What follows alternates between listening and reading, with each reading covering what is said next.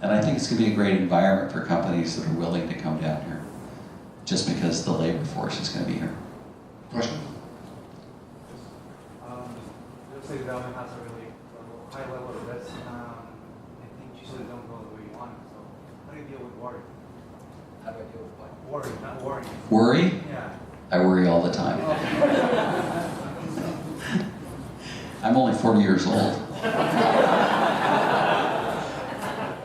Actually, it is. It's a very stressful business. Dennis and I go to the same dentist, and he goes, "You know, all you real estate developers have worn down teeth. What is that?" We wear night guards. But no, it is. You know, you're constantly worrying, and it is a business that's fraught with risk. The cycles are longer. From conceptualization to execution to lease up when you've created value is longer, so you're subject to, you know, interest rate volatility. You're subject to delivering it in a different economic market where the supply and demand metrics are different.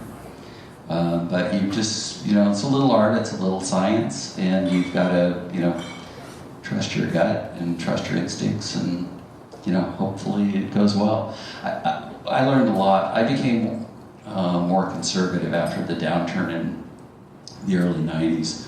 That was a very, very difficult time because we thought we had done, you know, we thought we'd executed really, really well, and then to see value erode because of things that we didn't have control over. And but you take your projects personally, and the people that invest with you and commit to you, those are important relationships. And so it was very, very difficult.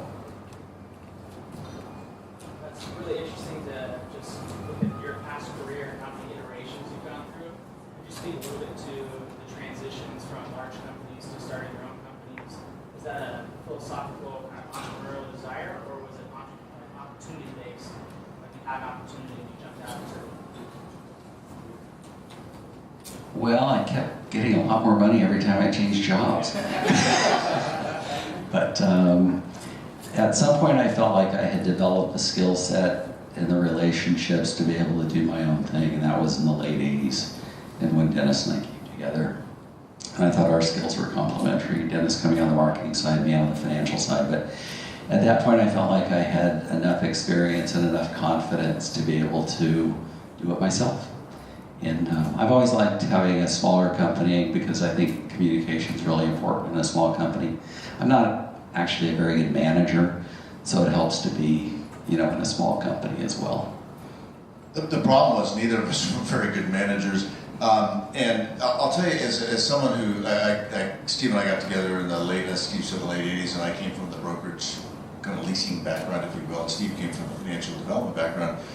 And I said earlier, Steve was a mentor to mine. He doesn't know he was a mentor because we would go to meetings, and what he knew and what I knew, he'd forgotten way more than I ever would know. And I would sit, I'd come home and tell Jen, I said, Jen, I feel so stupid around Steve. He knows so much that I don't know. And it was a great lesson because you're out there listening to what it takes to get into the principal side of the business. You have to know so much. And I was only partway there. And fortunately, I'm a little further along now. But it takes a lot to do, to know what he knew at a very young age, being on the side of the business that I was on, which is purely the transactional side.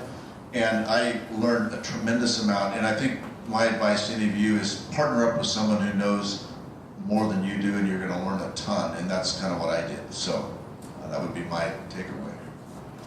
I had really good fortune. I worked on for some really interesting companies. They were small environments. I worked for Doug Manchester when we were doing the Intercontinental. We just finished Columbia Center, and those were large, complex projects with very complicated venture agreements. And I was a young guy, and I was just trying to be a sponge.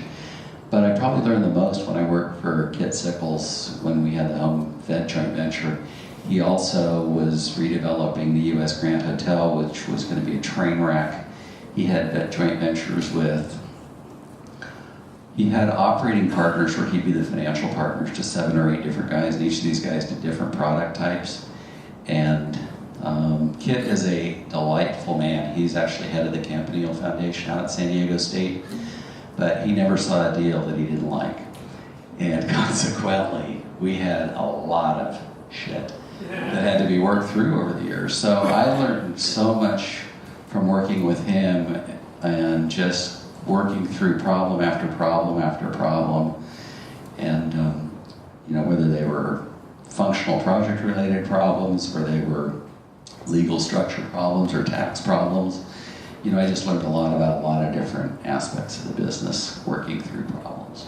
I'm seeing Tommy here with our gifts, which is usually the sign that they want us to shut up. So I'm sure Steve will be around for more questions, and I want to thank all of you for braving down the 5 and the 805, and a special thanks to Steve for making this a really special night for me. So.